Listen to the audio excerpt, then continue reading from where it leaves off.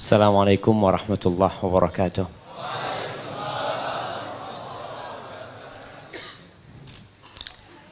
Alhamdulillahil azizil jabbar. Segala puji bagi Allah yang maha perkasa dan maha bisa bertindak apa yang dia inginkan.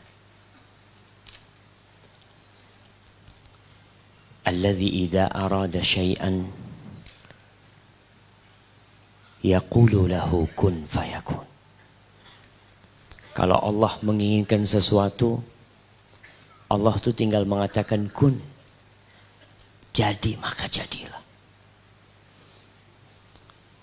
Wassalatu wassalam ala nabiyil karim al-mab'uthi rahmatan lil alamin. Sayyidina wa maulana wa qurrati a'yunina Muhammad.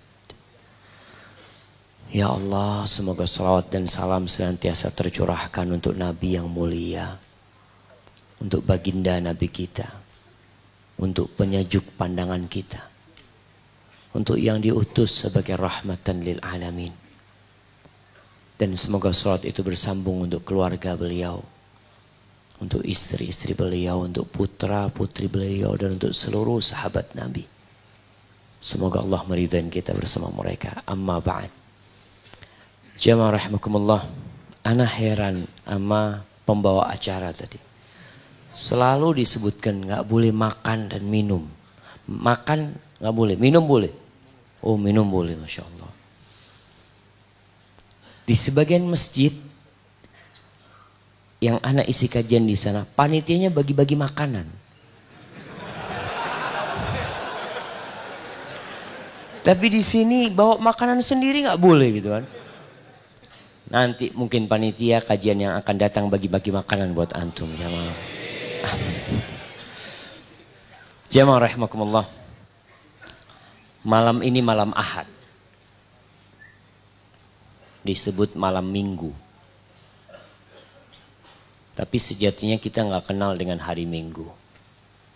Entah di Indonesia kok disebut Minggu. Bahasa Inggris nggak juga Minggu. Bahasa Arab juga tidak Minggu. Tapi kenapa di negeri kita jadi malam Minggu? Antum cari tahu. Supaya kita menjadi muslim yang pintar. Yang tidak selalu mudah dibodoh-bodohin. Yang tidak menjadi ekor. Yang senantiasa digunakan untuk menutupi kekurangan orang. Ahibati fillah. Malam Ahad ini tanggal berapa kita? Tanggal 3 Rabiul Awal. Kenapa ketawa antum? Tanggal 3 Rabiul Awal. Mana hadiahnya?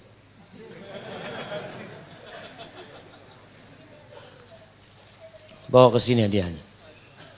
Antum. Mana mau tanya?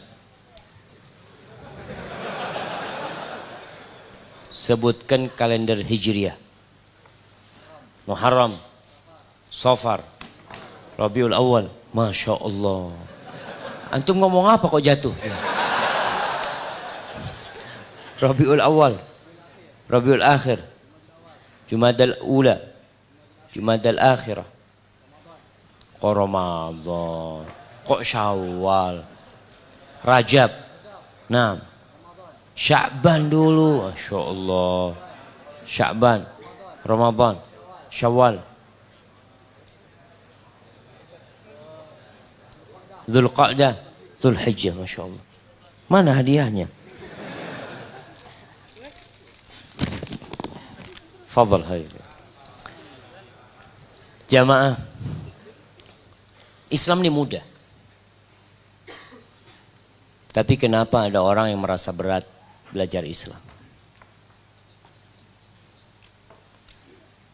Masya Allah.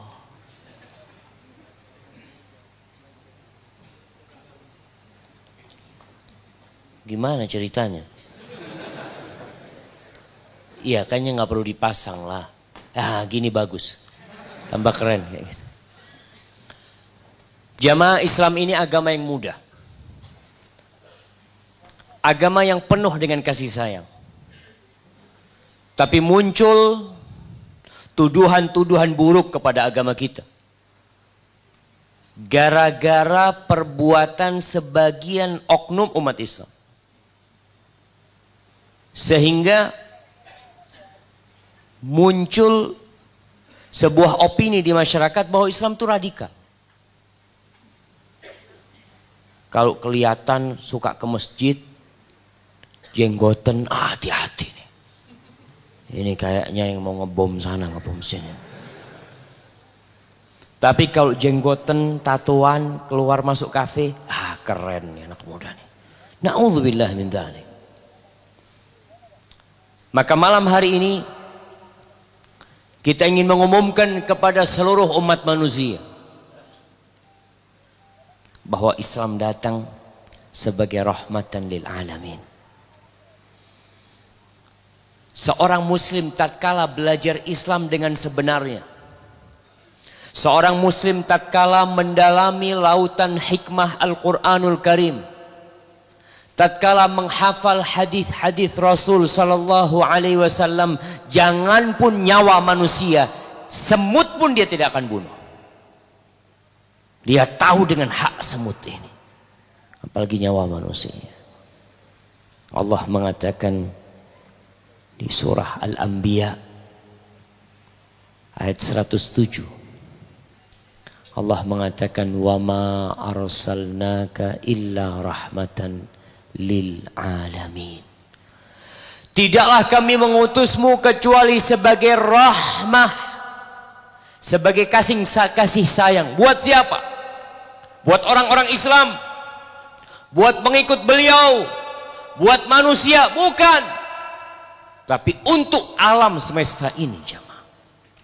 Untuk ikan-ikan yang ada di lautan, untuk bangsa jin, untuk pepohonan, untuk seluruhnya. Rahmatan lil alamin.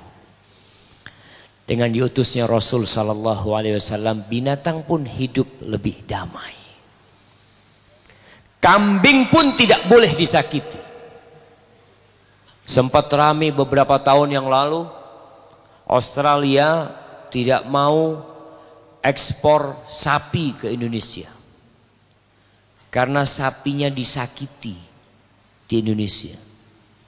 Ada video yang viral, seorang mukul sapi, narik sapi, tidak memperlakukan sapi sebagai hewan yang perlu kasih sayang. Lalu mereka tidak mau mengirim sapinya, seakan-akan mereka orang yang paling kasih sayang kepada binatang. Jamaah Islam nih, motong sapi ada adab dan etikanya. Sapi, motong kambing, nggak boleh motong kambing, kemudian kambingnya ngelihat antum ngasah pisau, ditoleh sama yang ngasah ntar lagi. Oh, bismillah. Nggak boleh, seperti itu nggak boleh. Subhanallah. Maka kita perlu pelajarin Islam dengan benar.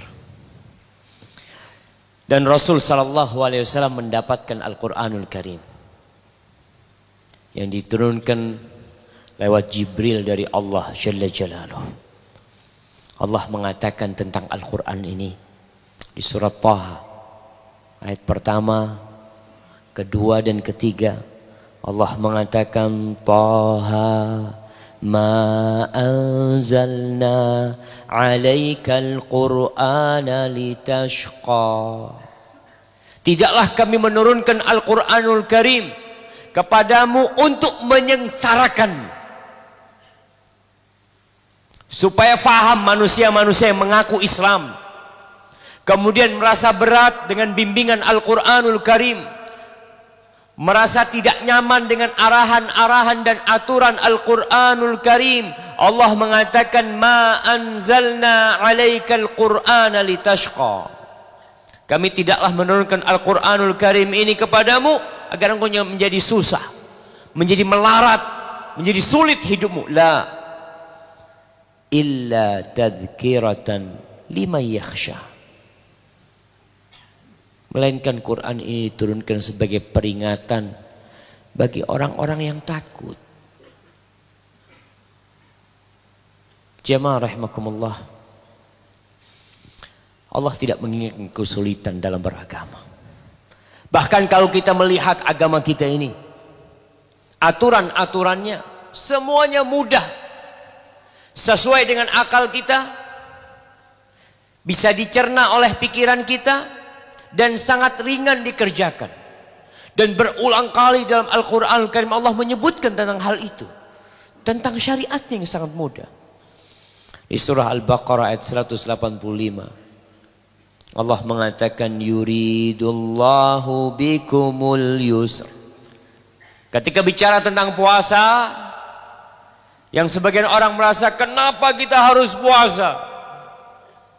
Antum puasa berapa lama? Hanya sebulan dalam setahun. Hanya dari fajar terbit sampai matahari tenggelam. Mudah sekali. Allah mengatakan yuridullahu bikumul yusra. Allah menginginkan kemudahan buat kalian. Yang tua renta, yang sakit gak bisa puasa, jangan memaksakan diri, gak usah puasa. Terus gimana? Ganti kalau sehat. Kalau gak sehat-sehat, gimana? Bayar fidyah. Kalau nggak mampu karena miskin, sakit, miskin, ya nggak usah bayar. Allah tuh ingin kemudahan dan tidak ingin kesulitan buat kalian. Di surah Al-Maidah ayat 6 Allah mengatakan ma yuridullahu liyaj'ala 'alaikum min haraj. Allah sama sekali tidak ingin menyulitkan kamu. Walakin yuridu liyutahhirakum waliyutimma ni'matahu 'alaikum la'allakum tashkurun. Tapi yang Allah inginkan itu adalah menyucikan kalian. Disyariatkan wudu jamaah. Kenapa sih kalau mau sholat harus wudu? Dan kalau antum lihat kesempurnaan Islam jamaah, wudu ini bukan hanya cuci tangan dan cuci kaki. Di beberapa aturan kesehatan mau tidur suruh cuci tangan sama cuci kaki. Dalam Islam mau tidur sunnahnya berwudu. Subhanallah. Untuk apa? Allah ingin menyucikan kalian. Bukan hanya fisiknya yang disucikan, tapi hatinya dari dosa-dosa. Bayangkan ketika orang membasuh wajahnya, itu dosa-dosa yang dilakukan oleh mata kita berguguran dengan tetesan air wudu kita. Tatkala kita membasuh tangan kita, dosa-dosa yang pernah dilakukan dengan tangan ini akan berguguran dengan tetesan air wudu tersebut. Ketika antum mencuci kaki antum, dosa-dosa antum akan berguguran dengan tetesan air wudu itu.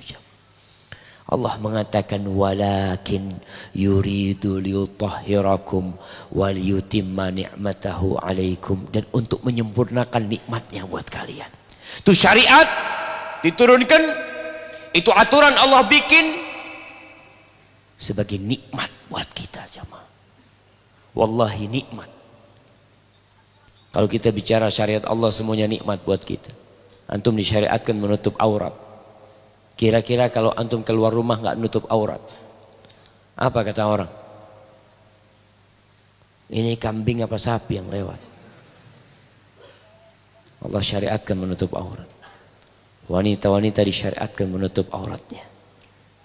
Wala'allakum tashkurun, agar kalian mensyukuri nikmat yang Allah berikan kepada kalian. Ahibati fillah, apa yang harus kita pelajarin sekarang dari agama Allah ini? Kalau kita bicara belajar agama ini nggak ruwet, nggak, semuanya mudah. Yang pertama dipelajarin seorang mukmin adalah tauhid, adalah akidahnya, syahadat dia. Jangan sampai dia mengatakan setiap hari la ilaha illallah, tapi dia nggak paham dengan la ilaha illallah, tidak mengerti dengan konsekuensi la ilaha illallah.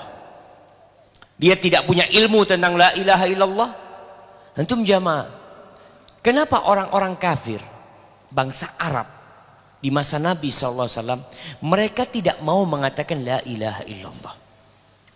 Nabi itu keliling untuk berdakwah kepada la ilaha illallah. Datang ke pasar-pasar, datang ke tempat kumpulnya manusia, ke kabilah-kabilah yang datang berhaji, berumrah. Beliau mengatakan kepada mereka, qulu la ilaha illallah tuflihu. Kalian ucapkan la ilaha illallah, kalian akan selamat, kalian akan sukses. Kenapa mereka tidak mau jemaah? Apakah mereka tidak bisa melafalkan la ilaha illallah? Mereka orang Arab, mereka faham dengan makna la ilaha illallah. Kenapa mereka tidak mau mengatakan? Karena mereka tahu konsekuensi dari la ilaha illallah. Dia harus meninggalkan segala sesembahan selain Allah. Dia harus mengesahkan Allah dalam ibadahnya.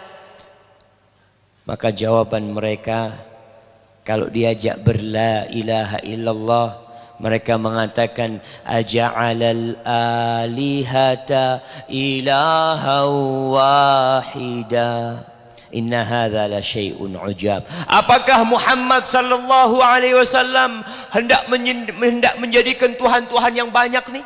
Sesembahan-sesembahan yang menjadi satu. Ini sesuatu yang menakjubkan, kata mereka. Mereka faham dengan la ilaha illallah. Apakah kita sudah faham dengan la ilaha illallah? Antum pelajari. Pertanyaan yang pertama di kuburan nanti antum ditanya, man rabbuk? Siapa Rabbmu? Mungkin di dunia engkau dengan mudah menjawab Allah, karena engkau bisa mengatakan la ilaha illallah. Bahkan zikirmu la ilaha illallah. Tapi apakah engkau meyakini la ilaha illallah? La ilaha illallah itu ucapan di lisan, keyakinan di hati, dan amal dengan raga kita. Ditanya man rabbuk? Kalau dia orang-orang yang hanya ikut-ikutan dalam beragama, yang tidak mau mengkaji tentang syahadat dia mengatakan la adri sami'tun nas yaquluna faqultu. Aku nggak tahu, tapi aku mendengar orang mengatakan, ya aku ikut mengatakan. Akidah kita ini mudah difahami, tapi perlu dipelajari.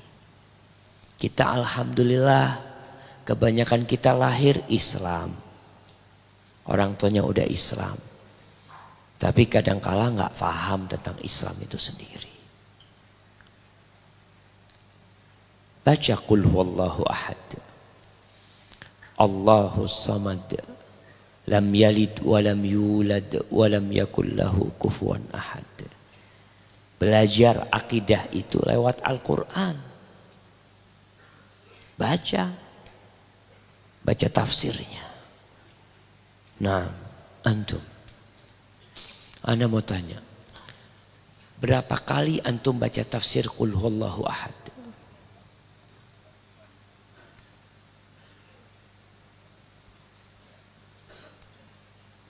Berapa kali? 20 kali? Tafsirnya, pernah nggak baca antum tafsirnya? Pernah. Berapa kali kira-kira?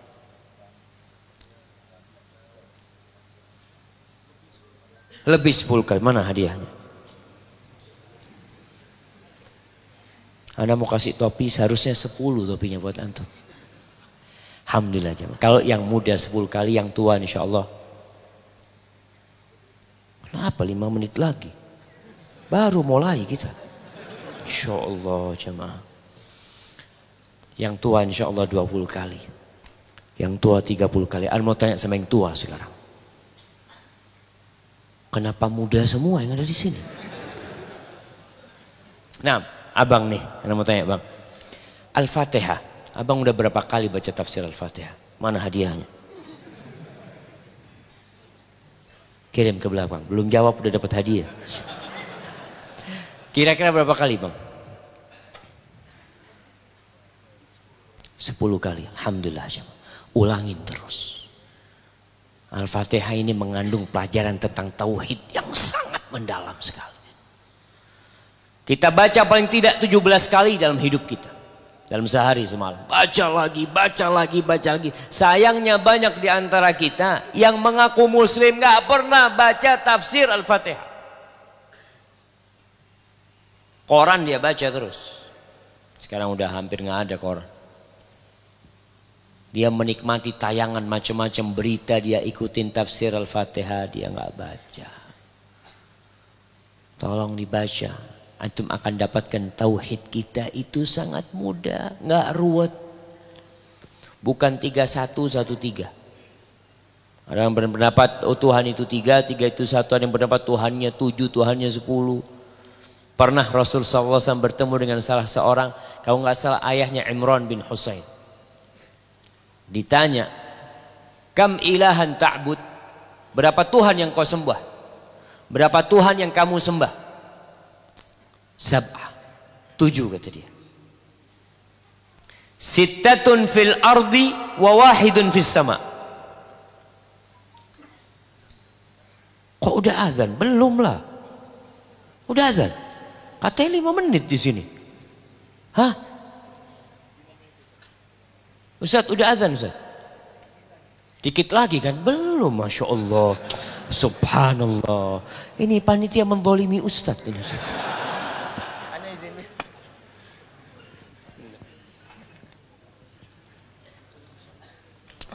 Alhamdulillah. Sampai mana ceritanya? Mendolimi Ustaz, mudah-mudahan diampuni dosanya. Berapa Tuhan yang kamu sembah? 7. 6 di bumi, 1 di langit. Ditanya sama Nabi SAW. Terus kalau engkau berharap, kalau engkau minta, engkau takut sama yang mana? Ya sama yang di langit lah. Masa sama yang di bumi? Udah azan. Itu HP kayaknya jemaah. Iya 1 menit lagi jemaah. Oh, kayaknya udah dipegang mic-nya. Tapi kalau gitu kita azan dulu insyaallah. Terus kita lanjut setelah Isya. Masya Allah jemaah. Ya sudah bismillah.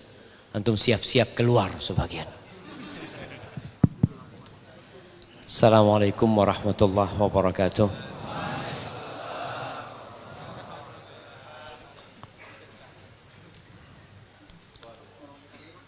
Alhamdulillah Rabbil alamin wa bihi nasta'inu ala umurid dunya waddin wassalatu wassalamu ala sayyidil mursalin wa ala alihi wa ashabihi ajma'in amma ba'd. Jamaah rahimakumullah, tadi kita berbincang tentang bagaimana mempelajari agama dengan mudah. Yang pertama berbicara tentang tauhid yang menjadi dasar agama kita. Antum pelajari dan enggak ruwet. Antum tinggal baca qul huwallahu ahad. Antum baca suratul Fatihah. Tetapkan bagi Allah nama-namanya yang mulia, nama-namanya yang indah, sifat-sifat Allah. Dan ketahuilah bahwasanya Allah laisa kamitslihi syai' wa huwas samiul basir. Tidak ada yang menyerupai Allah. Tapi Allah Maha mendengar dan Maha melihat. Apa yang Allah tetapkan untuk dirinya dari sifat-sifat, kita tetapkan pula tanpa menyamakannya dengan makhluknya. Tanpa memalingkannya dari makna yang Allah maksudkan dalam Al-Quran Al-Karim dan Sunnah Nabi alaihi salatu wassalam. Pelajarin. Beribadah sangat mudah sekali. Kenapa? Karena Islam ini sudah sempurna. Allah mengatakan al-yawma akmaltu lakum dinakum wa atmamtu alaikum ni'mati wa raditu lakumul islam madina. Pada hari ini aku sempurnakan bagi kalian agama kalian. Dan ini sebuah nikmat yang besar. Dan aku sempurnakan nikmatku buat kalian. Dan aku ridha Islam sebagai agama kalian. Amalkan apa yang diamalkan oleh Rasulullah sallallahu alaihi wasallam. Jadi kalau kita lihat bagaimana kita sholat, ya udah zuhur 4 rakaat. Jangan karena semangat beribadah, boleh nggak Ustaz? Ana mau 8 rakaat Ustaz. Boleh apa nggak boleh? Sholat nggak boleh. Allahu Akbar. Oh, yang 4-nya qobliyah ba'diyah. Jangan bikin bid'ah tuh. Kasih hadiahnya. Kirim jemaah. Tetap nggak boleh. Qobliyah nggak apa-apa 2 rakaat, ba'diyah 2 rakaat, jadinya berapa? 8 rakaat. Tapi tetap zuhurnya 4 rakaat. Ana Ustaz alhamdulillah bisa lari maraton 20 kilo. Masa salat subuhnya 2 rakaat? Sama yang kurus-kurus kayak gini. Ana mau salat zuhur 12 rakaat, salat subuh 12 rakaat, haram hukumnya. Subhanallah jemaah. Urusan ibadah tinggal ngikutin. Sallu kama ra'aitumuni usolli. Salatlah seperti kalian melihat aku salat. Ustaz, kita nggak pernah melihat Rasulullah sallallahu alaihi wasallam salat. Para sahabat melihat dan disampaikan kepada para tabi'in. Para tabi'in mengamalkan, disampaikan kepada tabi'ut tabi'in, ikutin. Nggak ruwet. Urusan tauhid, beribadah kepada Allah Jalla Jalaluh, urusan keyakinan, ingat qul huwallahu ahad. Jangan pernah memohon meminta kepada selain Allah Jalla Jalaluh. Pepohonan-pepohonan yang besar, lautan, gunung, bintang, bulan, mentari, semua ciptaan Allah. Kalau meminta, minta sama Allah. Karena masih ada orang Islam mintanya sama lautan. Mintanya kadang-kala anak heran, ada pohon dikasih sarung. Emangnya ada auratnya dia? Tutupin. Ana wallah, antum pernah buka enggak? Pernah buka sarungnya? Sarungnya itu pohon, Anda lihat. Wallahu a'lam, tapi ada manusia melakukan hal itu. Subhanallah. Itu tauhid, ibadah ikutin Nabi SAW. Fa innahu man ya'ish minkum ba'di fasayara ikhtilafan katsira. Barang siapa yang hidup setelah aku mati, maka dia akan melihat banyak perselisihan, banyak perbedaan. Terus semuanya mengaku benar, semuanya mengaku berdasarkan Al-Quran dan berdasarkan hadis Nabi Muhammad sallallahu alaihi wasallam. Mana yang harus kita ikutin? Mudah. Rasul sallallahu alaihi wasallam mengatakan fa'alaikum bisunnati wa sunnatil khulafa'ir rasyidin al-mahdiyyin min ba'di tamassaku biha wa 'addu 'alaiha bin nawajid wa iyyakum wa muhdatsatil umur fa inna kulla muhdatsatin bid'ah wa kulla bid'atin dhalalah. Kata Nabi sallallahu alaihi wasallam, ketika kalian melihat banyak perbedaan pendapat, banyak perselisihan, yang kalian pegang adalah sunnahku. Di sini kita mulai kritis bertanya, apakah Nabi mengamalkannya? Apakah Nabi menyuruhnya? Apakah Nabi membiarkan para sahabat mengamalkannya tanpa mengingkarinya? Sehingga menjadi sunnah. Kalau ternyata Nabi nggak pernah nyuruh, ngamalkan juga enggak, sahabat berbuat di masa Nabi juga nggak ada, apa yang harus kita lakukan? Udahlah, daripada kita ribut, kita cari sunnah Nabi SAW. Wa sunnatil khulafa'ir rasyidin al-mahdiyyin min ba'di. Kalian berpegang teguhlah dengan sunnah para khalifah-khalifah yang mendapatkan petunjuk setelahku. Sunnahnya Abu Bakar, sunnahnya Umar, sunnahnya Uthman, sunnahnya Ali. Tamassaku biha, kalian pegang. Jangan cuma dipegang, digigit dengan gigi geraham kalian. Dan hati-hati dengan perkara-perkara yang baru dalam urusan agama ini. Berinovasi dalam urusan dunia silahkan. Berinovasi, antum ingin ke bulan silahkan. Antum mau tinggal di Mars silahkan. Antum mau tinggal di Fadol. Tapi dalam urusan agama, udahlah janganlah. Tuh, agama ini mudah. Belajar agama mudah. Kalau ada perintah, laksanakan. Tanya sama Ustadz, afwan Ustadz, ini Ustadz ngamalin ini masuk sunnah apa enggak Ustadz? Oh, masuk sunnah.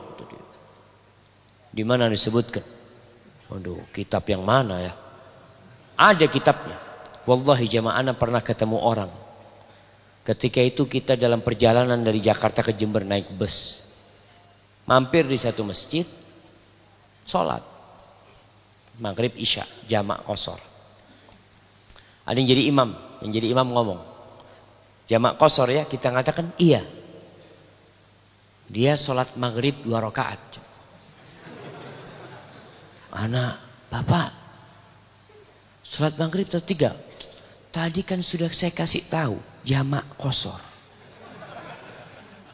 Bapak maghrib nggak bisa dikosor. Kata siapa? Itu ada kitabnya. Aduh, saya takut sudah. Kalau sudah ada kitabnya kita udah berat jamaah ini. Nggak tahu kitab yang mana. Maka hati-hati. Tanya. Kalau memang sunnah diamalkan Nabi SAW, kita amalkan. Kita pegang teguh. Mau dibantai, mau dibunuh kita tetap berpegang teguh dengan sunnah Nabi SAW. Karena muncul kelompok-kelompok yang menyimpang dari sunnah Nabi SAW. Muncul khawarij di masa para sahabat yang mengkafirkan Utsman bin Affan, yang mengkafirkan Ali bin Abi Thalib. Nabi SAW menyuruh berpegang teguh, malah orangnya dikafirkan sama mereka. Dia perangi Ali bin Abi Thalib. Muncul pemikiran-pemikiran mereka yang menyimpang dari sunnah. Bahkan antum kalau tahu orang-orang khawarij jamaah itu ahli ibadah. Bahkan Rasul sallallahu alaihi wasallam mengatakan tahkiruna salatakum ma'a salatihim. Kalian kalau ngelihat salatnya orang-orang khawarij, enggak ada apa-apanya salat kalian. Mereka ahli ibadah. Baca Quran tapi enggak ngelewat kerongkongan mereka. Itu mereka ahli ibadah. Tapi tatkala tidak berpegang teguh dengan sunnah, maka menyimpang. Penyimpangannya ada yang sedikit, ada yang banyak sekali. Muncul aliran Syiah. Yang mereka mengkafirkan Abu Bakar, mengkafirkan Umar, mengkafirkan Utsman. Benih-benih yang ditumbuhkan oleh orang-orang Persia Majusi. Datang tuh mereka membuat sebuah kelompok dalam Islam untuk merusak Islam dari dalam. Fa'alaikum bisunnati. Ustaz, tapi kan hadis ada yang sahih, ada yang dhaif, ada yang palsu. Ana mau berpegang teguh dengan Quran saja. Muncul kelompok namanya Qur'aniyin, pengikut Al-Quran. Antum sholat gimana? Sholat zuhur 4 rakaat tahu dari mana? Sebutkan dalam Al-Quran. Mana anak kasih hadiah? Di mana ada sholat zuhur 4 rakaat dalam Al-Quran Al-Karim? Benar nggak ada. Terus gimana mereka sholat? Mereka bohong mengikuti Al-Quran. Kalau benar-benar mengikuti Al-Quran, Allah mengatakan wa ma atakumur rasul fakhudhu wa ma nahakum anhu fantahu. Yang dikasih sama Nabi ambil, pegang, amalkan. Yang dilarang tinggalkan. Sudah. Sami'na wa ata'na. Enggak ada lagi tanya kalau disuruh ini perintah Nabi nih. Afwan mau tanya saya, ini perintahnya wajib apa sunnah? Kita tuh seharusnya seperti tentara, seperti militer ya mah. Pernah ada pasukan yang bertanya kepada atasannya, sunnah atau wajib? Itu namanya tentara dipanggil, fulan, siap dan naik ke pohon kelapa, turunkan 3. Apa kata dia? Afwan dan. Ini perintahnya sunnah atau wajib dan? Ada yang seperti itu jemaah? Nggak siap dan baru dipanggil udah siap. Kamu siap dan baru belum apa-apa siap. Anak kadang-kadang sampai apa dia was-was ya, siap-siap terus dari tadi. Ternyata enggak, memang SOP-nya kayak gitu jemaah. Semuanya siap. Dan seorang mukmin wa qalu sami'na wa ata'na. Kita dengarkan dan kita taat. Terus kalau nggak mampu, ghufranak Rabbana wa ilaikal masir. Allah mohon ampun ya Allah. Sehingga dalam beragama kita tidak bermudah-mudahan. Orang kalau sudah mengatakan ya kan cuma sunnah, keinginan untuk mengamalkan sudah berkurang. Memang ada wajib, ada sunnah. Tapi kalau kita berpikir seperti berpikirnya seorang militer, yang dia pandang ada larangan dan ada perintah. Larangan tinggalkan. Larangan itu bisa jadi haram, bisa jadi makruh. Perintah itu bisa jadi wajib, bisa jadi sunnah. Tapi perintah laksanakan. Jadi tadi bertanya dulu, Ustadz, ini ada tuntunannya enggak dari Nabi Muhammad SAW? Oh enggak ada ini, kata dia. Ini ana yang bikin. Dapat dari mana? Oh ana mimpi tadi malam. Wallah, kalau urusan mimpinya Ustadz jangan disuruh kita ngamalin Ustadz. Tapi bagus ini. Lah. Bagus menurut siapa? Maka dalam beragama kita harus mengamalkan sesuai dengan sunnah Nabi Muhammad SAW. Yang ketiga, jangan berlebih-lebihan. Jangan menganggap remeh amalan Rasul SAW. Kadang-kala sebagian orang jamaah kalau dikasih amalan yang ringan, aduh cuma kayak gitu. Apanya? Antum baca la ilaha illallah wahdahu la syarikalah lahul mulku wa lahul hamdu wa huwa ala kulli syai'in qadir. Berapa kali? Pagi 100 kali. Cuma 100 kali. Coba ustadznya ngomong, baca pagi 32.000 kali. Masya Allah. Ini amalan beneran ini kan. Itu kalau dikasih yang berat malah beranggapan itu amalan yang benar. Lah. Pernah ada 3 sahabat datang ke rumah Rasul sallallahu alaihi wasallam bertanya kepada istri Nabi tentang ibadah Rasulullah sallallahu alaihi wasallam. Jadi ceritakan sama istri Nabi SAW. Nabi itu kayak apa dalam rumah? Beliau berpuasa, kadang-kadang nggak puasa. Beliau tidur malam, terus sholat. Bukan semuanya sholat malam, nggak, beliau tidur habis isya. Malam baru bangun. Beliau juga menikah. Lalu 3 orang ini beranggapan ibadahnya Nabi sedikit. Lalu mereka berpendapat, ya Rasulullah SAW kan sudah diampuni dosa-dosanya. Kita kan belum. Berarti kita harus lebih banyak daripada Nabi Muhammad SAW. Ini pendapat mereka. Lalu salah seorang mengatakan, amma ana fa'aqumul lail wala ana. Mulai hari ini aku akan sholat terus sepanjang malam dan tidak akan tidur. Yang satu mengatakan, amma ana fa'asumud dahar wala uftir. Aku akan puasa sepanjang tahun dan tidak akan berbuka.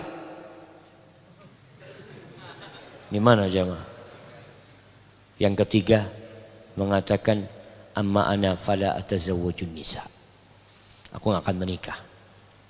Karena menikah ini membuat lupa dari Allah Subhanahu wa taala. Menikah ini membuat kita sibuk sama istri kita. Apalagi punya anak, aduh susah. Apalagi istrinya 4. Oh tambah berat lagi ibadahnya. Enggak, sudah, aku enggak akan nikah. Ini kata sahabat.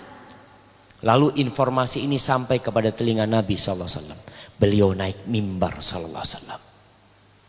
Lalu mengatakan, ama wallah, ketahuilah demi Allah, aku ini adalah orang yang paling bertakwa kepada Allah di antara kalian.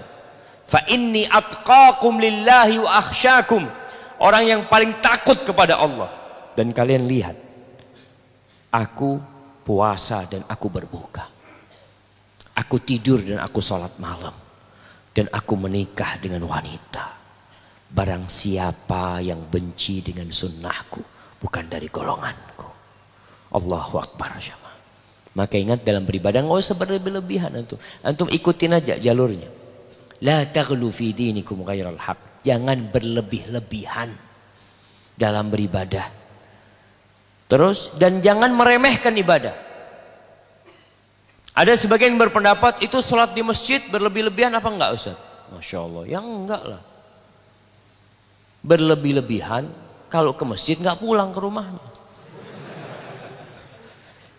Iya, tapi kalau ke masjid habis sholat dia pulang enggak berlebih-lebihan.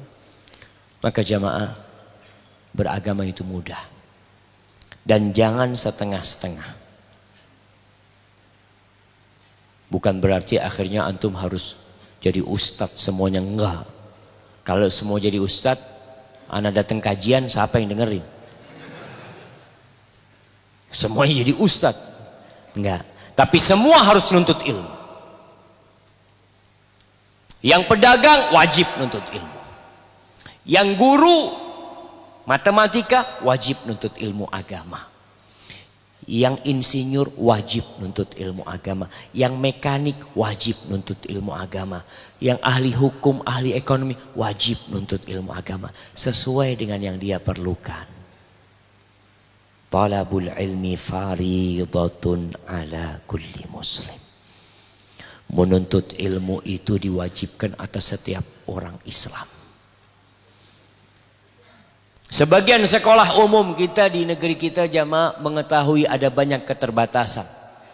Ada banyak aturan-aturan yang mungkin ya kurang tepat diberlakukan. Pelajaran agama hanya berapa jam di SD? 2 jam. SMP 2 jam. SMA 2 jam. Kemudian kuliah 2 SKS 1 semester. Setelah itu selesai, nggak pernah belajar agama lagi. Ustaz, gimana sistemnya seperti itu? Kalau kondisi tidak mendukungmu, ciptakan kondisi yang mendukung. Muslim tuh harus membaca apa yang harus Anda lakukan. Nggak perlu cari kambing hitam. Kau nggak dapat ilmu agama di sekolah, cari di masjid, cari di rumah Allah. Panggil guru ngaji, datangkan, aku mau belajar Al-Quranul Karim, aku mau belajar tafsir Al-Fatihah dan surat-surat pendek. Dan guru agama tolong dihargain. Ana sedih jamaah.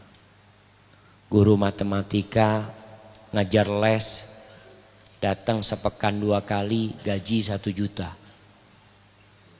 Guru ngaji tiap hari datang, gaji 200. Oh, guru agama harus zuhud Ustaz, nggak boleh cinta dunia. Cukup 200 sudah.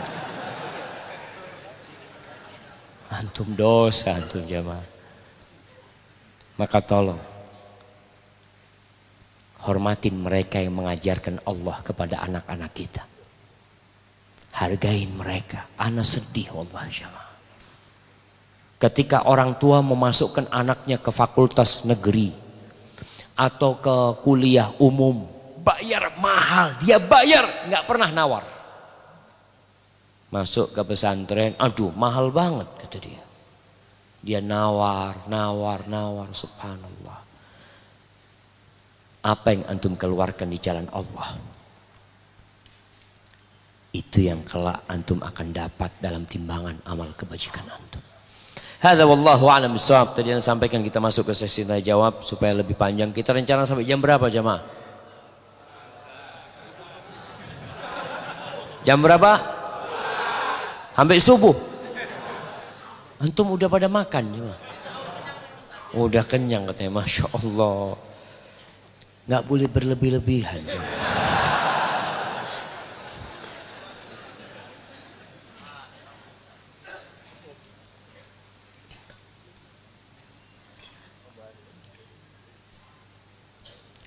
Assalamualaikum Ustaz.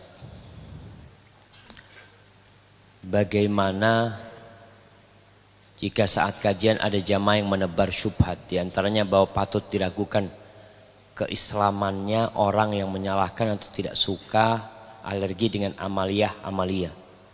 Apakah ini ciri-ciri orang yang sudah terkena syubhat khawarij? Mohon nasihatnya. Jamaah rahimakumullah, Anda nggak paham apa maksudnya. Ini amaliyah apa maksudnya? Anda nggak paham pertanyaannya, tapi Anda akan jawab sesuai dengan yang Anda paham. Jamaah yang pertama, memang ada orang-orang yang karena pemahaman ilmunya sangat rendah sekali, beranggapan yang sunnah bid'ah, yang bid'ah sunnah. Sampai ada seorang khotib di atas mimbar. Ini teman cerita di kota Bondowoso. Dia dengarkan khotib Jumat berceramah. Pakai bahasa Madura. Karena banyaknya di sana pakai bahasa Madura.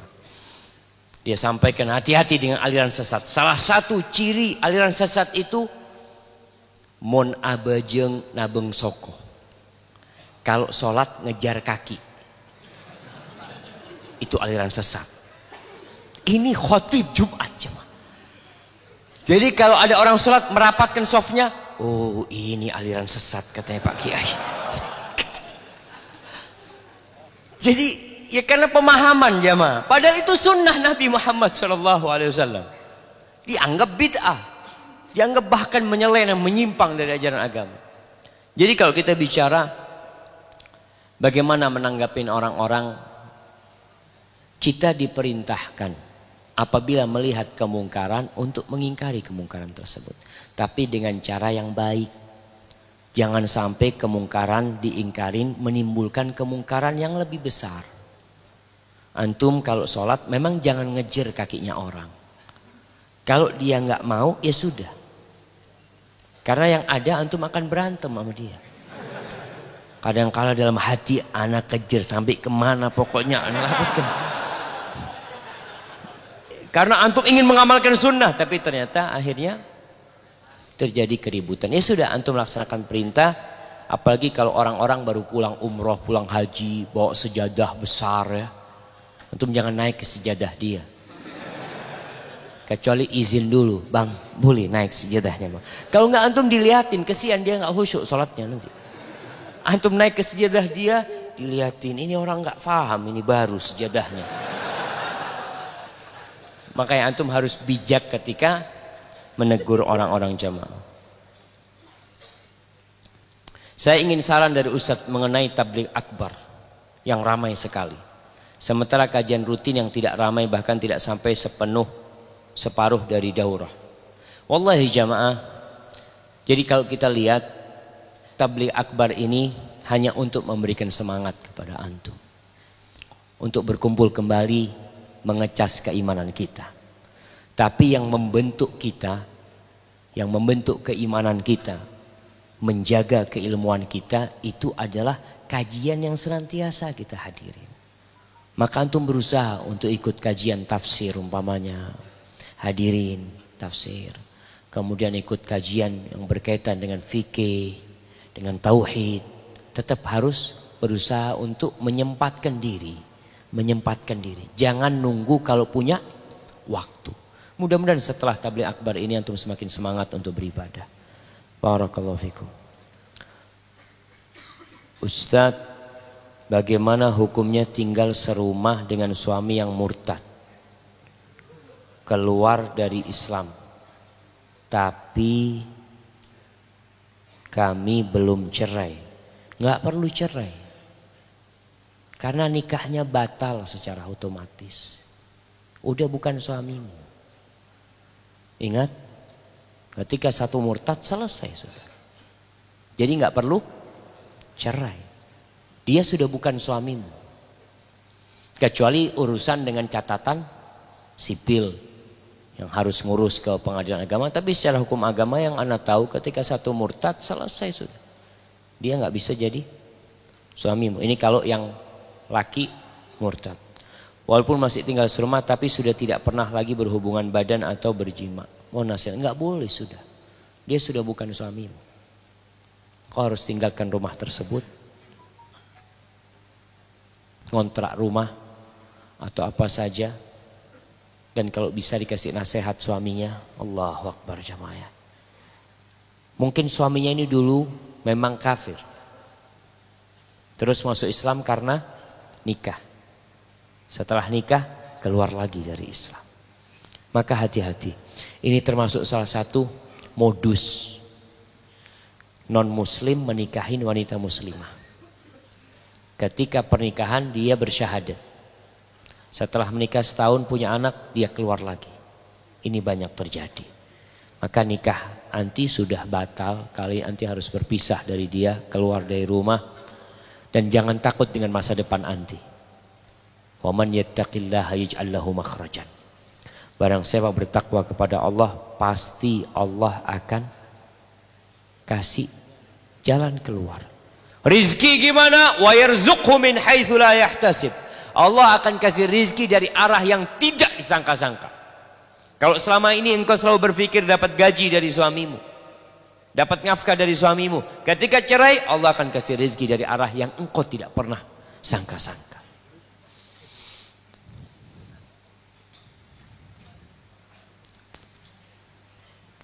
Bagaimana manhaj salaf menilai seorang pemimpin yang lalai? Apakah setiap orang berhak dalam menasihati? Sementara untuk rakyat biasa sulit untuk bertemu dengan pemimpin. Bagaimana sikap kita untuk mengingkari keburukan yang dilakukan pemimpin? Jamaah, pemimpin kita itu gambaran dari kita. Kalau kita lihat pemimpin yang baik itu karena rakyatnya baik. Kalau dapat pemimpin yang buruk, kenapa? Karena rakyatnya buruk. Mungkin ada satu yang baik, tapi 10 yang tidak baik. Apalagi dengan sistem demokrasi. Sistem demokrasi ini terus terang kalau orang mau berpikir dengan jernih, sistem yang penuh dengan kezaliman. Masa suara seorang ustadz sama dengan suara seorang perampok? Sama satu-satu. Kalau perampoknya 20, ustadznya 5, menang mana? Suara perampok. Itu yang terjadi. Seorang profesor dengan seorang yang gak pernah sekolah, buta huruf, suaranya sama. Profesor jamaah, guru besar yang sudah mengeluarkan banyak mahasiswa yang sukses, suaranya itu sama dengan suara seorang yang buta huruf. Sama suara. Maka kalau kita lihat itu yang terjadi. Apabila jumlah rakyatnya 60% gak sholat, yang sholat 40%, mana yang menang? Yang 60%. Jadi apa yang harus dilakukan? Ya kita harus jadi orang baik. Allah mengatakan kadzalika nuwalli ba'dadh-dhalimina ba'dhan bima kanu yaksibun. Begitulah kami jadikan pemimpin-pemimpin yang zalim buat rakyat yang zalim. Gara-gara perbuatan mereka. Antum merindukan pemimpin yang seperti Umar bin Khattab. Antum merindukan pemimpin seperti Abu Bakar As-Siddiq, seperti Uthman bin Affan, seperti Ali bin Abi Thalib. Pernah di masa Ali bin Abi Thalib seorang datang kepada Ali, "Ya Amirul Mukminin, kenapa di masa Abu Bakar, di masa Umar kok kita itu hidup damai? Tapi di masamu kacau." Betul, di masa Ali itu banyak peperangan, banyak pemberontakan. Pemberontakannya Khawarij berulang kali. Apa kata Ali? Pada masa Abu Bakar dan Umar, rakyatnya itu seperti aku, kata Ali. Pada masaku rakyatnya kayak kau gini. Betul jemaah. Kita harus sadar jemaah. Benar-benar sadar. Yang memberikan kekuasaan itu Allah. Qulillahumma malikal mulk tu'til mulka man tasha wa tanzi'ul mulka mimman tasha wa tu'izzu man tasha wa tudhillu man tasha biyadikal khair innaka ala kulli syai'in qadir. Apabila antum ingin pemimpin yang baik, pemimpin yang memberikan kedamaian buat negeri ini, perbaiki tauhid antum, perbaiki ibadah antum. Allah janji, Allah tidak pernah ingkar janji. Bagaimana memberikan nasihat kepada pemimpin? Nah, tentunya tidak semua orang bisa sampai kepada pemimpin. Dari masa lalu seperti itu, rakyat biasa susah ketemu sama pemimpin. Maka serahkan kepada para ulama. Jangan mencela pemimpin di atas mimbar. Jangan menceritakan kejelekan pemimpin di depan orang banyak, karena nggak ada gunanya. Yang ada antum hanya akan menjadikan kondisi tidak kondusif. Dari dulu, dari zamannya Pak Harto jemaah, anda tahu, Kalau ada khotib di mimbar yang berani mencaci maki pemerintah, Allahu Akbar, orang kampung itu, oh Masya Allah, ini yang benar kayak gini. Berani dia. Besok udah di penjara, oh nggak apa-apa di penjara. Tujuan tidak tercapai, yang ada ilmu nih Ustadz akhirnya nggak bisa disampaikan kepada orang-orang. Sayang umat dengan gaya seperti itu. Man arada an yansaha lidhi sultan fala yubdihi alaniya. Yang ingin memberikan nasihat kepada orang yang punya kekuasaan, siapa saja, mau kepala desa, mau Pak Lurah, mau camat, yang punya kekuasaan di kantor bos atau apa, jangan memberikan nasihat terang-terangan. Jangan, orang tuh nggak mau dikasih nasihat di depan umum. Ana kalau ditegur depan umum, wajar kalau ana menolak. Jangan ana. Imam Syafi'i, beliau mengatakan, ta'ammadni binushika finfiradin wa jannibni nasihata fil jama'ah. Fa inna nusha bainan nasi naw'un minat tawbih la arda istima'ah. Fa in khalaftani wa asaita amri fala tajza' idza lam tu'ta ta'ah. Itu Imam Syafi'i mengatakan, kalau kau mau ngasih nasihat aku, mau negur aku, tolong jangan di depan publik, jangan di depan orang. Jangan, kalau engkau ngasih nasihat aku di depan orang, engkau itu bukan nasihat, itu pelecehan, kata Imam Syafi'i. Kalau engkau maksa, maka jangan marah kalau aku nggak dengar nasihatmu. Maka Rasul sallallahu alaihi wasallam mengatakan, fala yubdihi alaniya, jangan terang-terangan ngasih nasihat.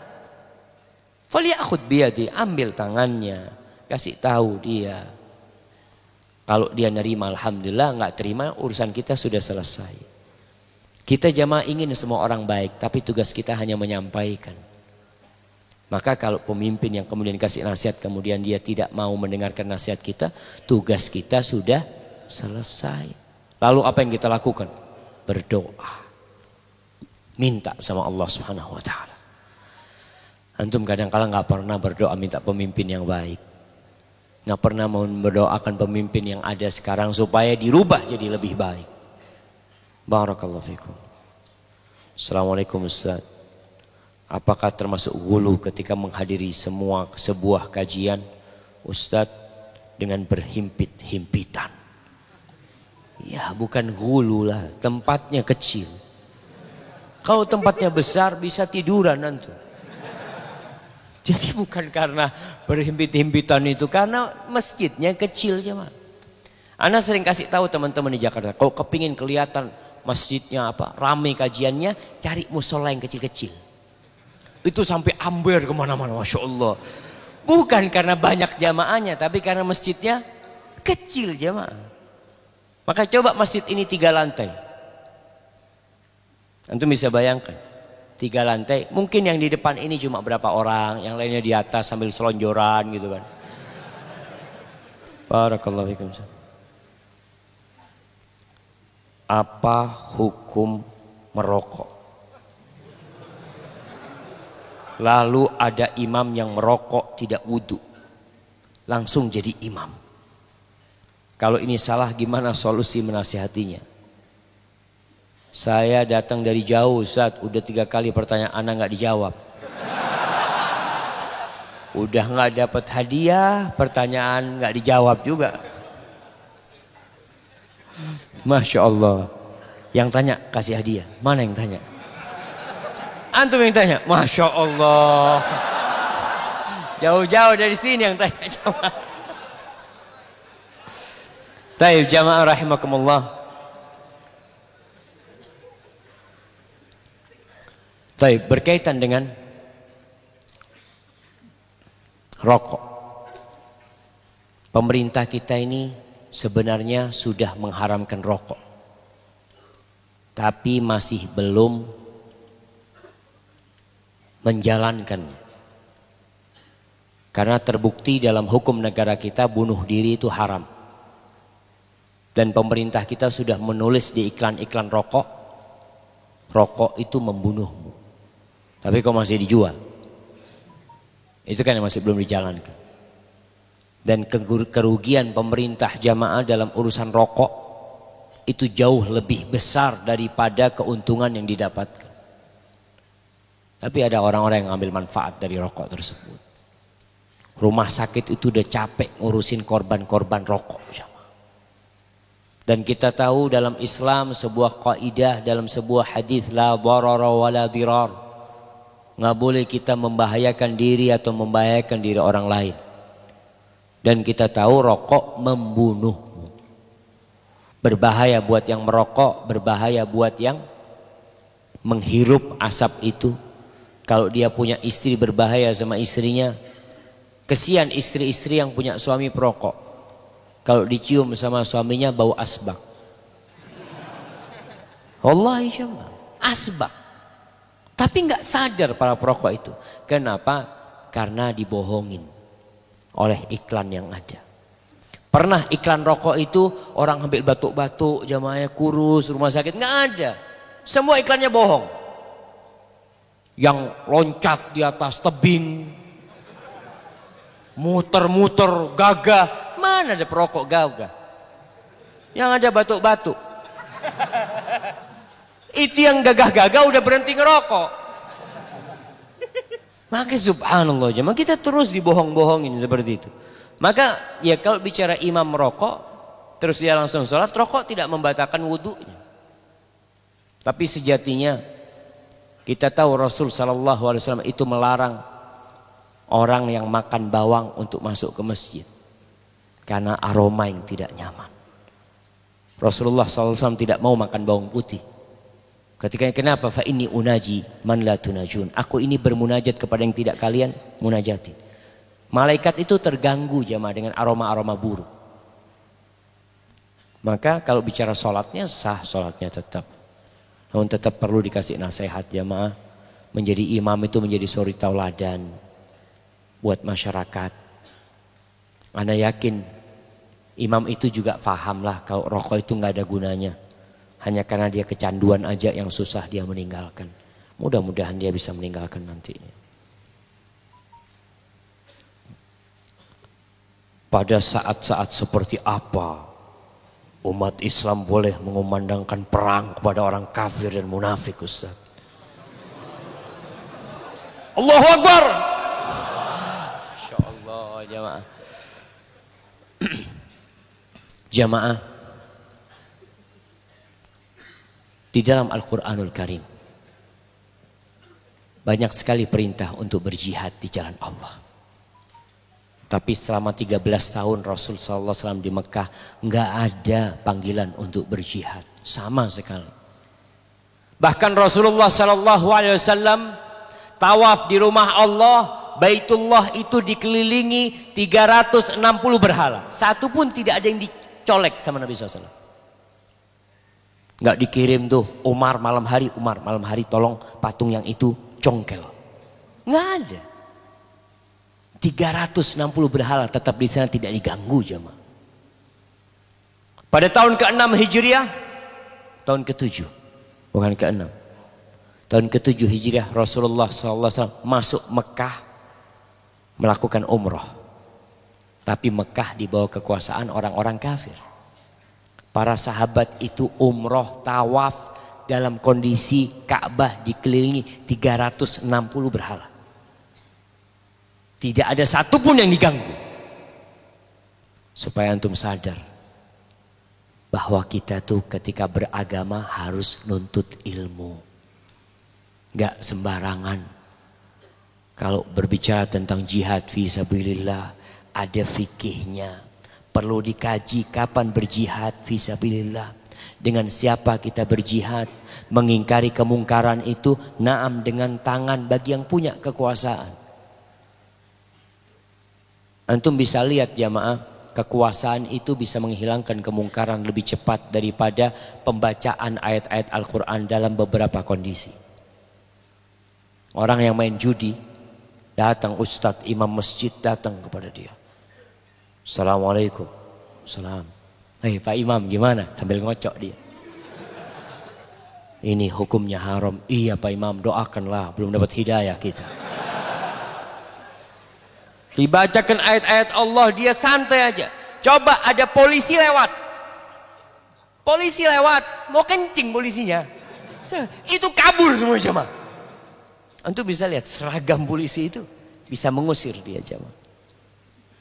Allahu Akbar. Alhamdulillah. Yahdikumullah yuslih balakum. Ana izin minum jamaah.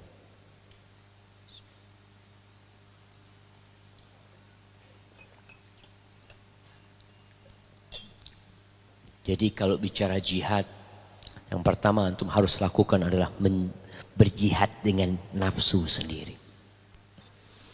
Jadilah orang yang baik. Belajar ilmu. Perangi setan. Nanti suatu saat ketika panggilan jihad datang, antum sudah siap. Betul jamaah. Karena kita punya pengalaman di Madinah. Ada teman-teman di kelas waktu itu yang selalu mengatakan, Ustaz kapan jihad? Ini perintah berjihad, qatiluhum, bunuh mereka. Kok kita di sini diam aja, di Palestina dibantai saudara kita di Rohingya, kita hanya diam saja di sini. Insyaallah, jelaskan sama Ustaz. Besok waktunya hafalan sabbihisma rabbikal a'la. Anak itu enggak hafal. Kata Syekh, subhanallah, antum ngomong jihad-jihad, ini tugas ngehafal sabbihisma rabbikal a'la, enggak hafal-hafal antum. Malu-maluin antum, kata dia. Tidak bisa memerangi diri sendiri, gimana akan memerangi musuh? Hakadha, wallahu a'lam bishawab. Bagaimana cara menyikapi syubhat-syubhat yang ada di tengah-tengah kita? Ya belajar. Maka belajar ilmu jamaah. Belajar ilmu berdasarkan firman Allah, sunnah Rasul sallallahu alaihi wasallam, dan pemahaman para salafus saleh. Beragama itu sesuai dengan para sahabat Nabi. Orang-orang munafik, wa idza qila lahum aminu kama amanan nas. Kalau dikatakan kepada mereka, kalian berimanlah seperti keimanan manusia. Itu para sahabat Nabi yang ada pada waktu itu. Apa jawab orang-orang munafik? Qalu anu'minu kama amanas sufaha. Apakah kita mau beriman seperti berimannya orang-orang bodoh? Gitu. Bayangkan. Orang-orang munafik itu merasa para sahabat itu orang-orang bodoh. Maka untuk menghadapi syubhat-syubhat yang ada, sekarang kalau kita bicara syubhat, itu banyak sekali tersebar di masyarakat. Akhir-akhir ini syubhat yang merajalela syubhat LGBT. Antum bisa lihat bagaimana ada tokoh-tokoh muslim yang berusaha untuk melegalkan LGBT dengan dalil-dalil. Na'udzubillah min dzalik. Maka antum harus belajar untuk ilmu dan jangan membaca atau mendengarkan syubhat. Antum dengarkan ilmu yang bermanfaat tentang Allah, tentang Rasulnya. Sehingga ketika ada pemikiran yang menyimpang langsung tertolak. Antum sudah kebal. Tapi kalau antum membaca, ada seorang yang ingin membaca syubhatnya liberal. Apa sih? Dia baca jadi liberal. Karena kok logis ya pendapat mereka. Ana punya kenalan, bukan kenalan, dulu ustadz di pesantren. Dia sekolah di perguruan tinggi Islam negeri, salah satu tempat. Setelah beberapa bulan nggak sholat ya, berhenti sholat. Ustaz, kok nggak sholat Ustaz? Oh, makomnya beda nih.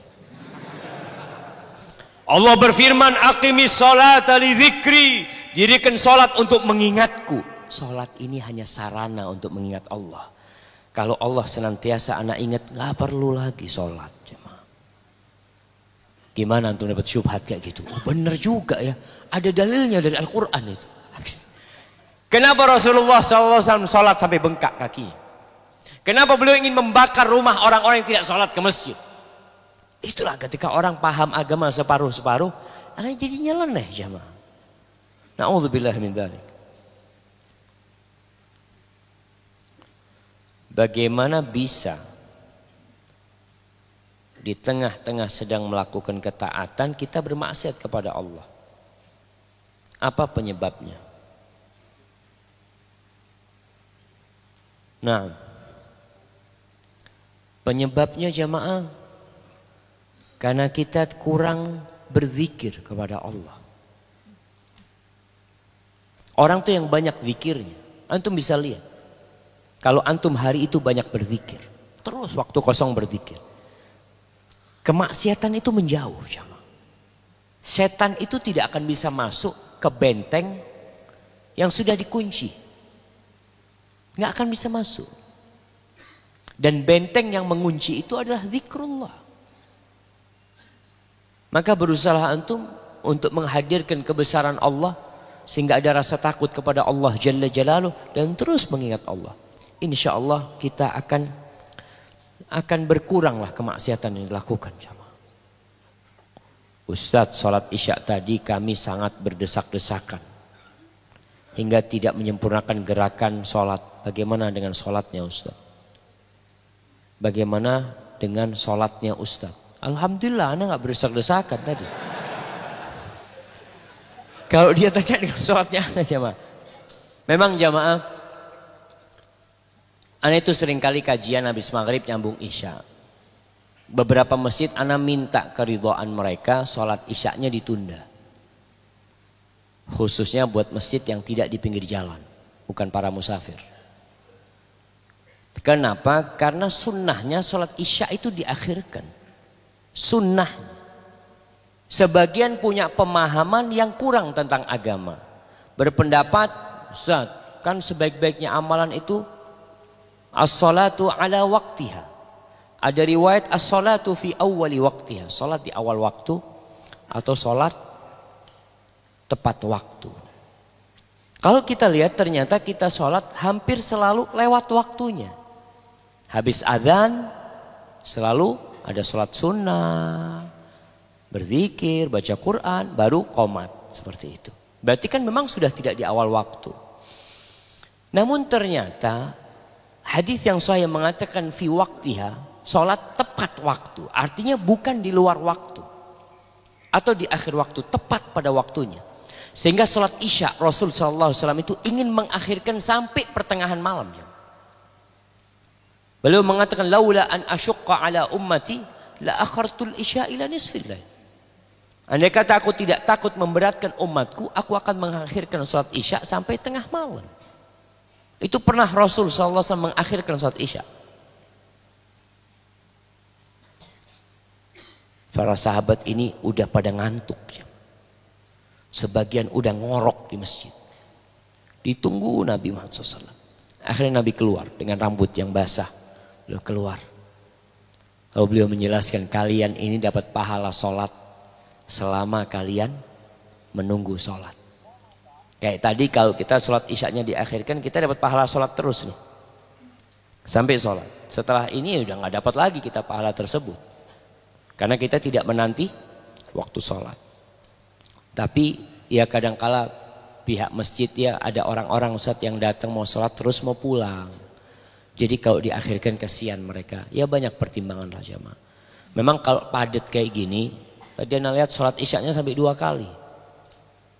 Kesian orang-orang yang akhirnya ya tadi nggak dapat tempat sholat atau tadi berdesak-desakan. Tapi ya sudahlah, udah selesai sholatnya. Mudah-mudahan Allah menerima sholat kita. Yang penting rukunnya antum kerjakan, walaupun kadangkala harus berdempet-dempetan. Insya Allah Allah moga terima sholat antum. Ustaz, bagaimana hukum sholat di masjid yang di sekitarnya ada kuburan? Dan apa syarat agar bisa sholat di masjid yang terdapat kuburan? Jamaah, coba dikaji kembali. Bagaimana sih seharusnya kuburan itu? Dan bagaimana seharusnya masjid? Rasulullah SAW beliau meninggal dan dikuburkan tidak di masjid, bukan di masjid, tapi dikuburkan di dalam rumahnya. Kemudian muncul orang-orang yang melihat setelah perluasan Masjid Nabawi, ada tabi'in Sa'id Ibn Musayyab yang mengingkari perbuatan khalifah pada waktu itu, memasukkan kuburan ke dalam masjid. Karena sejatinya kuburan itu bukan di masjid sebenarnya. Akhirnya mereka berdalih, oh anak kalau mati ingin dikuburkan di masjid karena masjidnya ini wakaf punya anak. Ya enggak, antum kuburkan di kuburan umat Islam. Jangan dikuburkan di masjid. Dan Rasulullah SAW melarang kita sholat ke kuburan. La tusallu ilal kubur.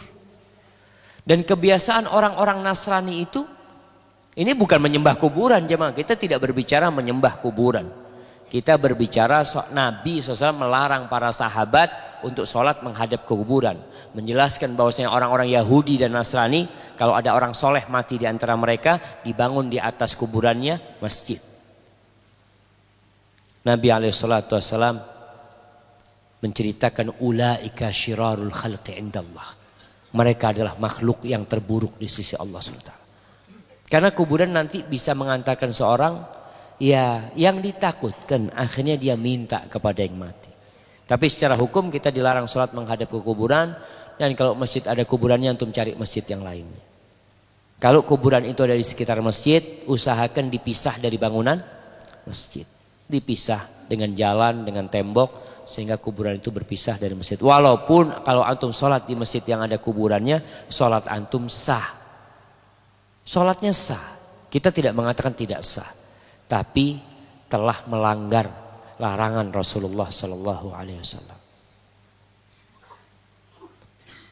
Sudah 1,6 tahun ana bekerja, tetapi uang tidak terkumpul untuk menikah. Sebab gaji ana untuk tanggungan rumah, seperti sandang, pangan, papan, biaya sakit ibu dan biaya pendidikan 2 adik. Saran Ustadz ke ana bagaimana harus berbuat?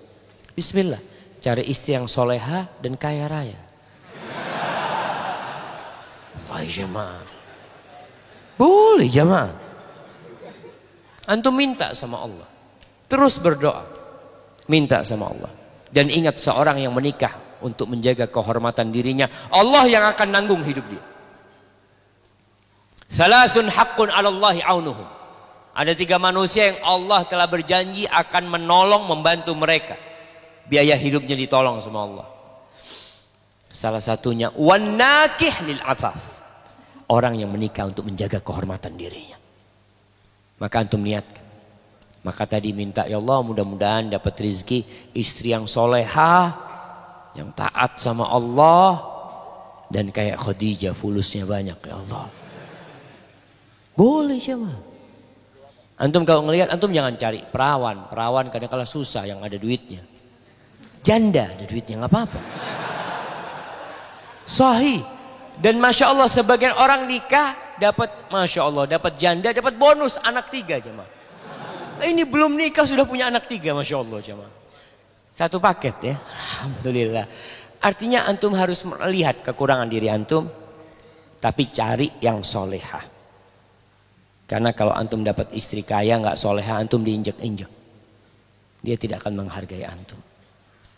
Dan terus antum berbakti sama orang tua, jangan takut rezeki antum berkurang. Kalau tadi antum merasa nggak ngumpul-ngumpul untuk nikah, insya Allah Allah sedang mengumpulkan buat antum. Tinggal antum yang perlu berani dan minta sama Allah. Barakallahu fikum.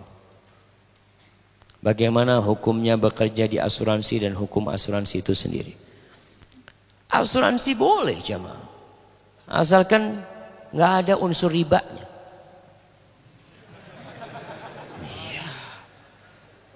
Ada asuransi ta'awuni disebutkan.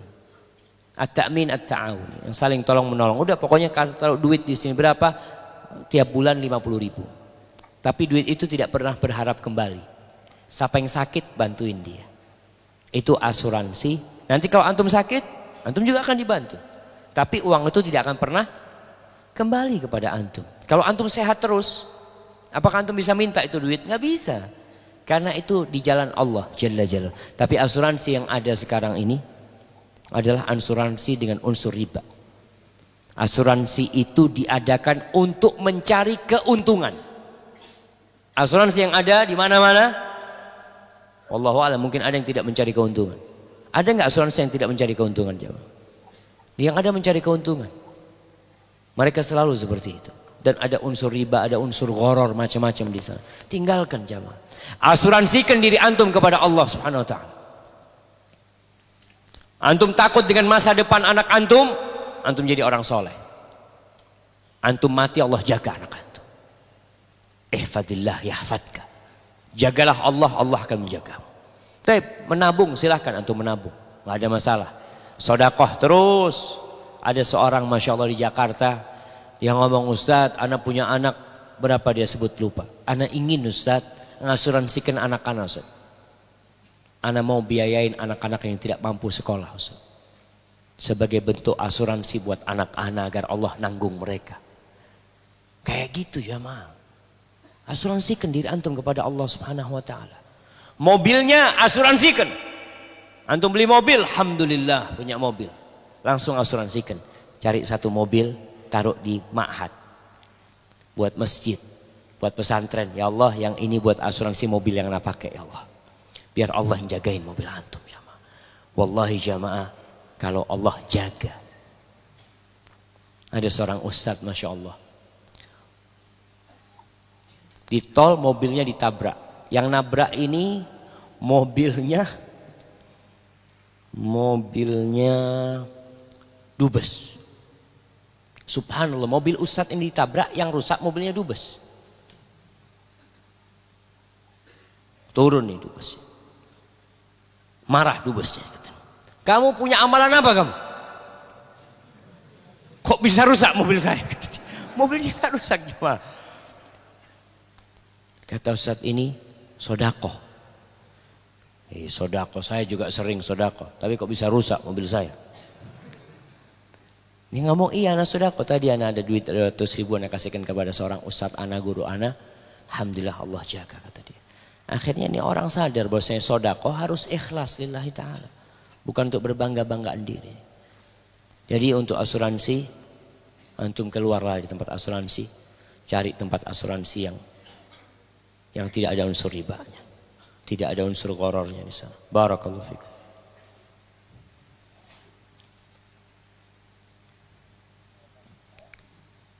Ustadz, kebetulan saya pedagang jam tangan replika.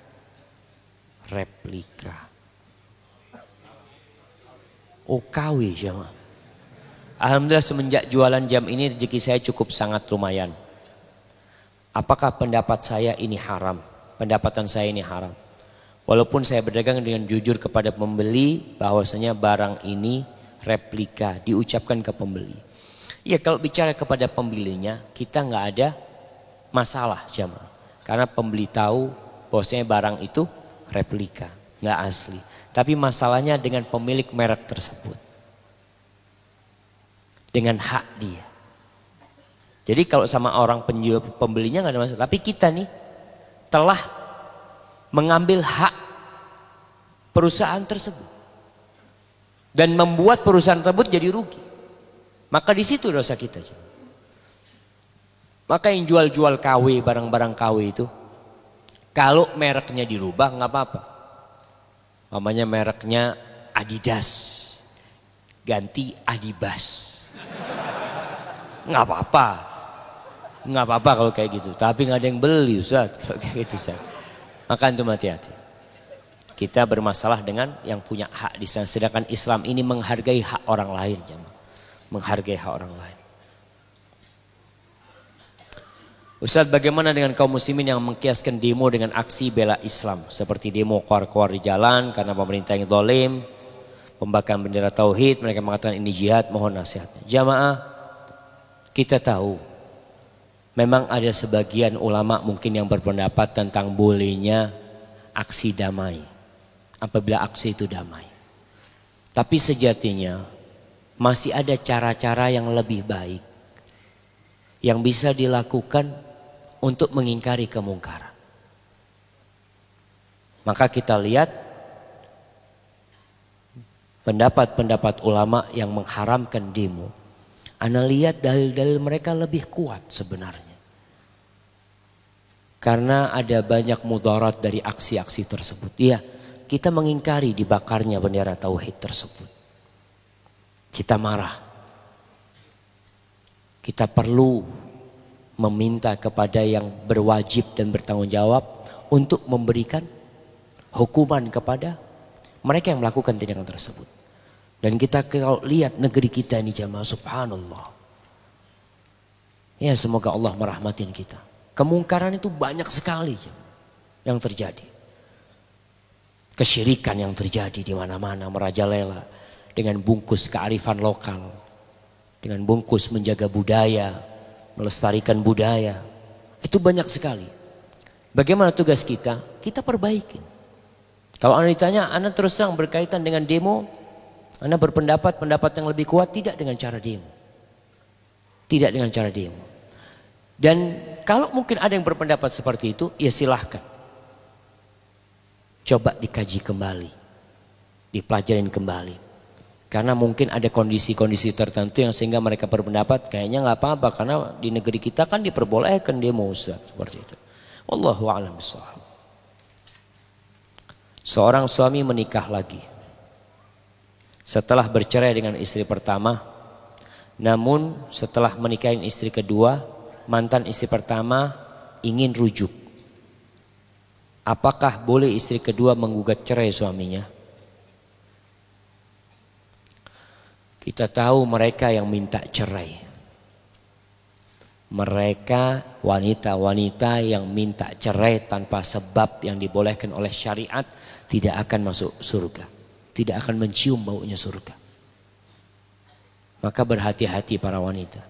Jadi kalau dia, ini buat siapa saja, gugat cerai karena suaminya nikah lagi. Ini kan nikah lagi suaminya, tapi balik kepada istri pertamanya. Kemudian gugat cerai kalau karena alasan dia nikah lagi, itu bukan alasan yang syar'i. Karena secara syariat suaminya nikah lagi boleh dalam syariat.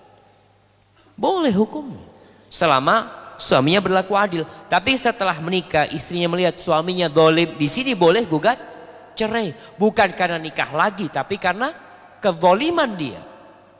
Bukan karena nikah laginya. Karena ada sebagian wanita yang dengar suaminya kawin lagi langsung dibungkus bajunya. Tasnya berangkat, kabur. Subhanallah. Kadangkala dengar suaminya selingkuh nggak kabur. Berharap suaminya bisa diperbaiki.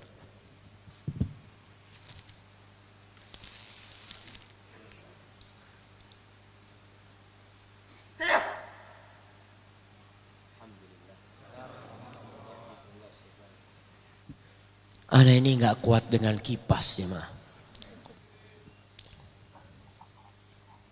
Sampai mana kita? Nah, jadi yang tadi para istri tolonglah kaji lagi tentang agama Allah ini. Dunia ini bukan tempat bersenang-senang. Ada wanita-wanita kalau suaminya zalim disuruh kawin lagi. Udahlah bang, kau kawin lagi lah. Kenapa? Supaya istrinya yang kedua itu dizalimin juga. Paling enggak bagi dua lah kezalimannya. Kalau suaminya baik buat dia sendiri janganlah, karena suaminya baik. Maka hati-hati jemaah.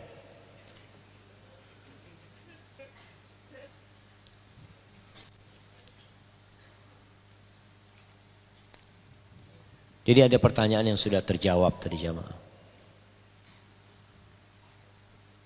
Ini udah juga.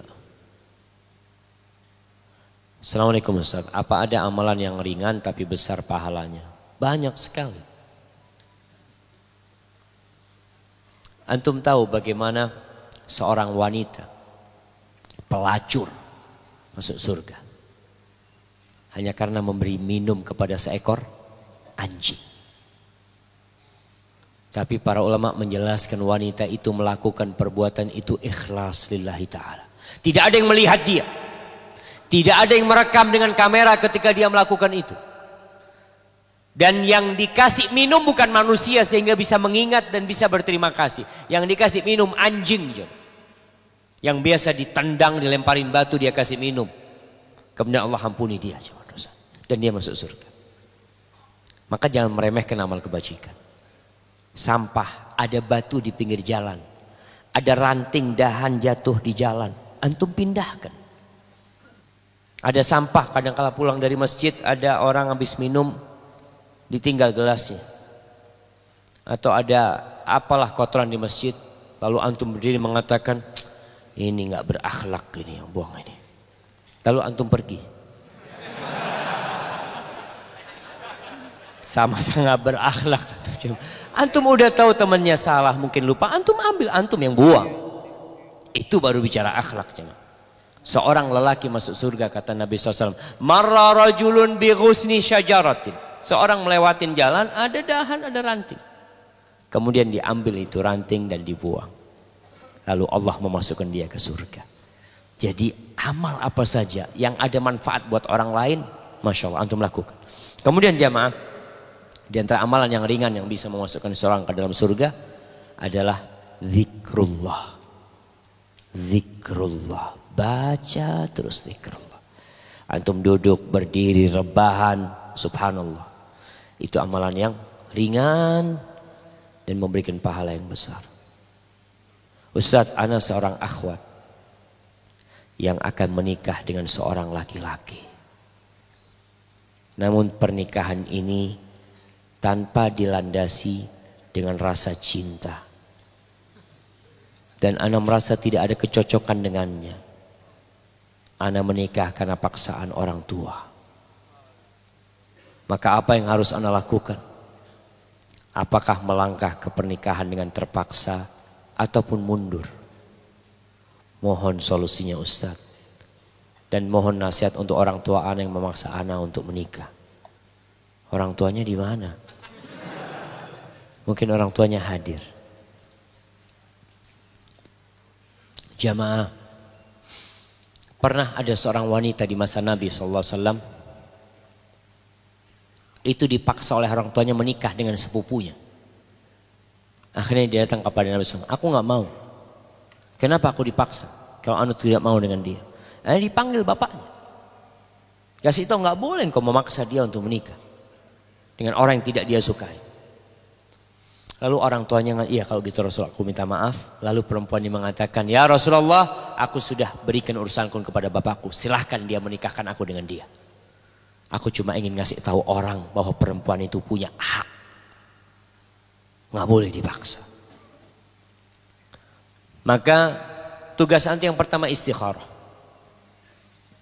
Kalau memang alasannya tidak cocok dengan lelaki ini karena lelaki itu tidak soleh, maka alasan anti bisa diterima. Kalau alasannya karena tidak ada kecocokan sama dia Ustaz, bukan karena nggak soleh Ustaz, cuma karena kulitnya kurang terang Ustaz. Umpamanya ada kan yang kulitnya kurang terang jemaah. Maka ini urusan dunia. Apa alasan anti tidak cocok dengan dia? Kalau bicara cinta jemaah, menikah itu tidak harus dilandasi cinta. Tapi Allah yang menumbuhkan cinta setelah pernikahan. Asalkan sudah cocok.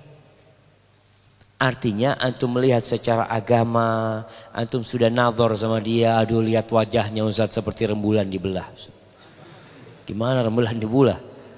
Masya Allah, ana sudah pas sama dia. Tapi antum udah cinta? Ya belum lah Ustaz. Udah pas cocok nikah. Wa ja'ala bainakum mawaddatan wa rahmah. Allah yang jadikan cinta dan kasih sayang di antara kalian nantinya. Maka jemaah, nasihat ana buat akhwat ini yang pertama istikharah. Yang kedua coba musyawarah lagi dengan orang-orang terdekat tentang sosok yang bakal menjadi suami. Dan orang tua jangan beranggapan anaknya durhaka. Ketika dia minta sama ayahnya jangan dinikahkan dia. Jangan beranggapan durhaka. Kita itu diperintahkan untuk berbakti kepada anak kita supaya anak kita berbakti sama kita. Tapi tatkala kita menzalimin anak kita sehingga anak itu jadi durhaka, kita yang menjadi penyebab anak itu durhaka sama kita. Maka tolong diperhatikan tentang hal ini. Dan untuk anti tadi, nasihat anak istikharah dan musyawarah, kemudian kemukakan. Ketika anti tidak bisa berbicara dengan orang tua anti tulis surat seperti ini kepada orang tua anti. Ucapkan terima kasih kepada ayahnya. Ucapkan terima kasih kepada bundanya. Ceritakan tentang keindahan hidup bersama keduanya. Lalu mohon maaf kalau punya hal-hal yang tidak disukai oleh kedua orang tuanya. Setelah itu baru minta supaya orang tuanya membatalkan niat tersebut. Pak Ustadz, apa pendapat tentang Islam Nusantara? Jamaah, ada orang-orang yang ingin mengkotak-kotakkan Islam. Yang ingin menjadikan Islam ini sempit hanya batasan Nusantara. Ada orang-orang yang mengklaim bahwasanya Islam di Indonesia lebih baik daripada Islam di Arab. Padahal nabinya orang Arab. Dia nggak paham, Qurannya bahasa Arab. Makanya kalau Allah tahu di Indonesia ini lebih baik daripada di Arab jamaah, pasti nabinya dari orang Indonesia. Tapi nggak ada nabi dari orang Indonesia. Jadi berkaitan dengan Islam Nusantara ini bungkus baru untuk Islam liberal. Bungkus baru. Karena Islam liberal yang digagasin oleh sebelum Ulil sebenarnya sudah ada gagasan-gagasan tersebut. Sebelum Nurcholish Madjid pun ada Harun Nasution yang pulang dari Kanada, dari McGill, kemudian berusaha untuk merusak Islam yang ada di negeri kita dengan pemikiran-pemikirannya. Salah satu yang diungkapkan bahwasanya beriman dengan takdir itu membuat nggak maju umat Islam. Sampai seperti itu mereka katakan. Pandangan-pandangan seperti ini alhamdulillah ulama-ulama di negeri kita berusaha untuk meluruskannya sampai akhirnya dibungkus Islam Nusantara. Islam Nusantara banyak orang akhirnya menerima. Padahal kalau kita bicara Islam itu cuma satu. Nggak ada Islam Nusantara, nggak ada Islam Australia, nggak ada Islam Afrika. Di Indonesia juga pun kalau kita ngelihat Indonesia ini ada berapa etnis, berapa suku. Kalau kemudian Islam, umumnya Islam Melayu, nggak suka dengan Islam Jawa. Dia merasa enggak, Islam Melayu lebih bagus daripada Islam Jawa. Akhirnya di Nusantara sendiri akan terpecah-pecah umat Islam. Maka Islamlah seperti Islamnya Rasulullah SAW.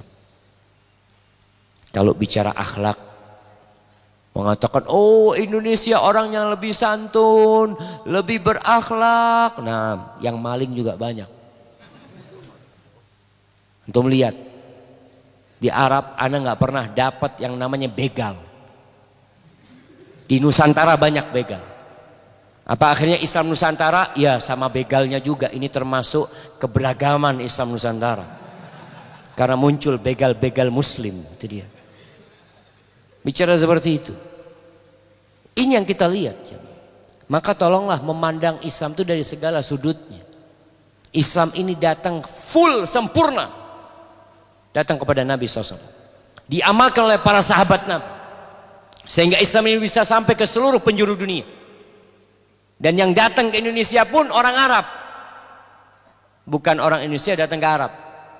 Orang Arab datang ke Indonesia berdagang, menyampaikan agama Allah ini, Islam ini. Sehingga kita jadi faham.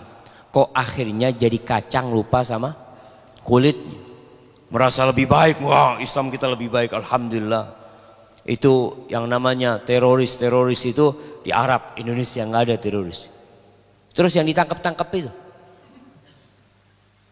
dari mana? Oh iya pemikiran. Lah jemaah, kita harus tahu Islam itu hanya satu, yaitu Islamnya Rasulullah SAW dan para sahabatnya. Itu yang kita ikutin. Kalau memang ada tradisi-tradisi di negeri kita yang baik, lestarikan tradisi tersebut. Kearifan lokal itu lestarikan, tapi kemungkaran lokal jangan dilestarikan. Kearifan lokal, kita tahu dari mana ini arif atau tidak? Ya dari Al-Quran sama Sunnah. Disebut ma'ruf, arif itu bahasa Arab. Kearifan lokal, arif itu bahasa Arab. Antum kalau kita lihat bahasa-bahasa di negeri kita ini, Masya Allah, keadilan itu bahasa Arab.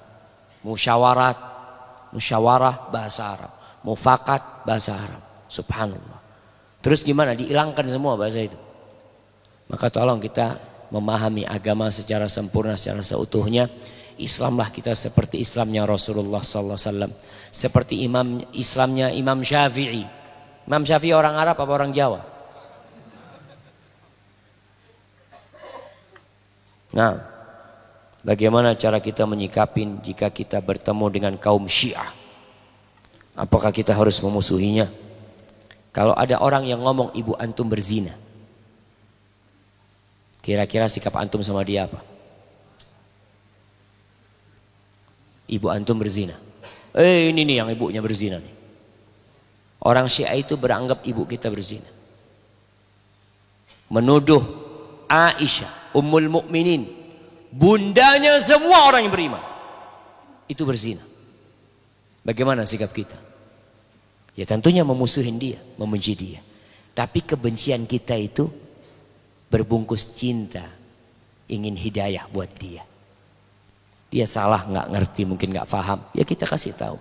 Tapi kalau ternyata dia tidak mau dikasih tahu, ya tinggalkan dia. Ustaz, tapi dia sahib baik anak, ya dia teman, sahabat, macam-macam. La tusahib illa mu'minan. Jangan bersahabat kecuali dengan orang yang beriman. Wala ya'kul ta'amaka illa taqi.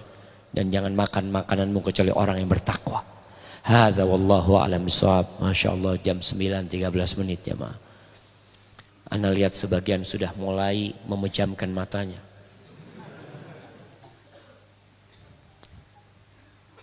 Antum mau ngapain antum? Jamaah, belajar agama yang benar. Semangat beragama kalau tidak dibungkus dengan ilmu yang benar dan baik, biasanya akan mengantarkan kepada ekstrim, kepada ya berlebih-lebihan dalam beragama, jadi radikal. Tapi ketika kita belajar agama dengan semangat, kemudian kita mengkajinya dari Al-Quran dan Sunnah sesuai dengan pemahaman para sahabat, insya Allah negeri kita jadi negeri yang damai insya Allah. Dan antum anak-anak muda, ketika antum punya waktu kosong, manfaatkan untuk beribadah kepada Allah. Manfaatkan untuk membaca Al-Quranul Karim bersama tafsirnya. Hadza wallahu a'lam bishawab. Subhanakallahumma wa bihamdika asyhadu an la ilaha illa anta astaghfiruka wa atubu ilaik. Assalamualaikum warahmatullahi wabarakatuh.